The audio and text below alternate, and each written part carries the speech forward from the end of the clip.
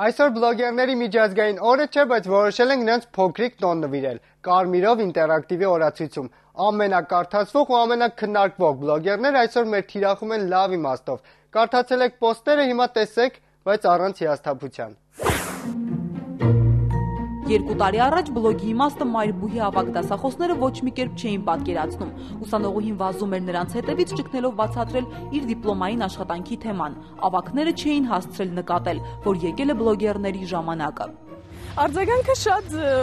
բուռն էր, հիմնական դասախոսները շատ էին զարմացել, որտեղ դասախոսները մեծ տարիքի էին ու իրենց համար օնլայն ժուրնալիստիկան արդեն նորություն էր, բլոգը առավել ևս։ Ով է տեսել տանը նստած ժուրնալիստ, ինչպես կարող է ժուրնալիստիկան կյանքից կտրված լինել, միգուցե դուք նկատի ունեք ծանոթության էջերը, այսպիսի հարցադրումներով հանդես եկան գիտական թեման քննող հանձնաժողովը, մարդը նոր մեդիա աշխարհից համարյա այլ մոլորակայինի տպավորություն թողեց օնլայն աշխարհ ոտք չդրած դոկտոր պրոֆեսորների վրա։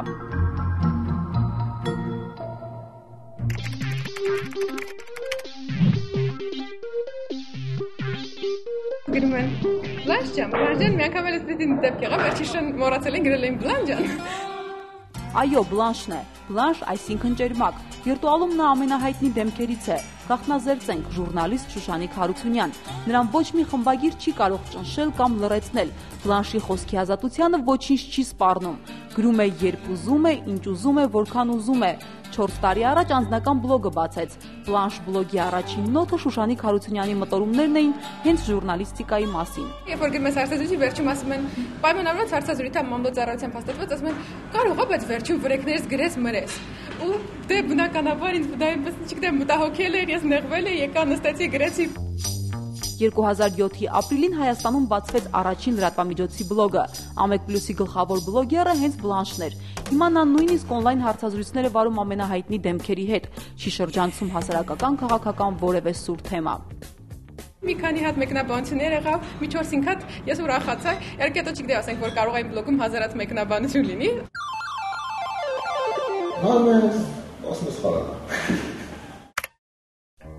Հայալեզու ամենաակտիվ բլոգում սովորական օրերին գրանցվում է 10-ից 12 հազար այցելություն, իսկ 2008-ի նախագահական ընտրություններին այդ թիվն անցել է 70 հազարից։ Այստեղ յուրաքանչյուր քաղաքացի կարող է բացել իր պատուհանը, ակամայից դառնալով լրագրող, սակայն պետք չէ ոգևորվել ժողովրդական ազատ լրագրությամբ եւ այն համեմել հայրախոսությամբ։ Բլոգն ունի իր էթիկայի կանոնները եւ դրանք խախտելու դեպքում ձեզ դուրս կհրավիրեն այստեղից։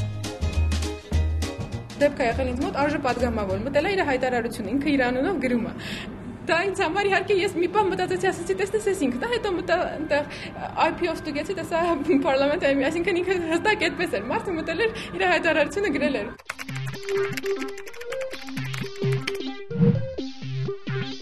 Ես բլոգ բացեցի ու ինչ որ մտածում էի, գրեցի Չխնայեց, բարկությունը թափեց տեղնաշարի վրա, էկրանին թողնելով տեքստ միայն 16-ից բարձրի համար։ Այսպես սկսվեց Իշխանյանի բլոգային բեմելը։ Բլոգը քեզ մի հատ ազատություն է տալիս, ոնց որ ասեք Երևանից քաղաքից մեկ էլ դուրս ես գալիս բնություն, չէ՞, առանց ճանապարհային նշանների, առանց բանի, դու ինչ ուզես կարաս անես։ Այդ թարմ օդն է բլոգը, էլի։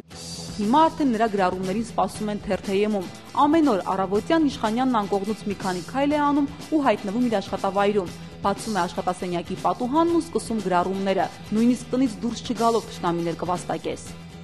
Շատ քննարկում բերեց ես ասեմ։ Այս բանը բարև տվի, բարև ես չառան։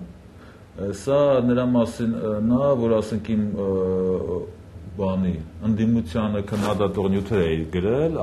Արմենիան այն ժամանակին, որոնք տպվեցին, ու դրանից հետո ես որ եկա Երևան, այն ժամանակ Փարիզում էի։ Եկա Երևան, մեկ էլ տեսա շատ մտերիմ մարդիկ ինձ բարև չեն տալիս։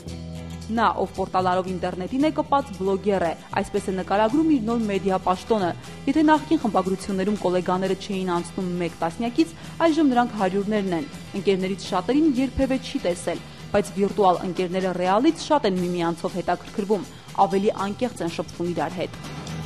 Կարդում էի ուրիշների բլոգները լայվ ժուրնալում, ասեք ուզողի։ Մեկ էլ հենց այստեղ ուզողը ինձ կոմենտ գրեց, իր լինքը թողեց, ես մտա տեսա իմ տեքստի մասին է գրել, ես իրան ոնց որ ճանաչեմ, ինքը ինչ չճանաչի, հանկարծ երկուսս սկսեցինք իրար ճանաչել։ հաճախ լինում է բլոգերներին հանդիպաշը սրճարանում քո ասում ես այդ ինչ արեցիր քո մոտ այդ ինչ դժվարացնել ես դժվարացնում ու սկսված այսինքն շատ կարևոր է որ իրանք տեղեկացված լինեն որ իրանք ես կարծում իրանք ես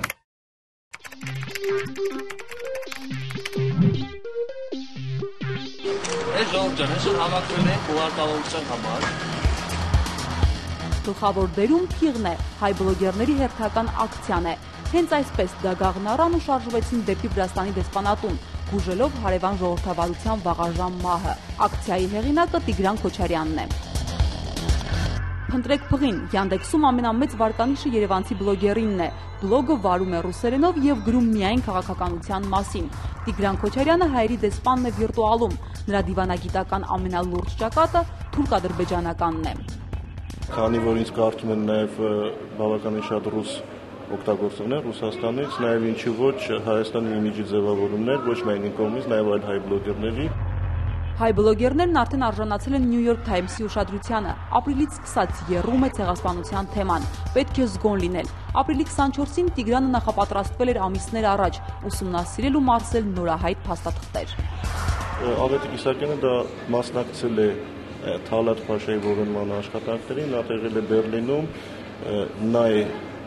Թալատը տեղը գտել։ Կոմենտներ կան, տարբեր տիպի կոմենտներ կային, այսինքն որոշ օգտագործողներ սկսեցին քննարկել Ավետիք Իսակյանի անձը, նույնիսկ մի օգտագործող որոշեց ապացուցել, որ նա վախկոտ մարդ է եղել։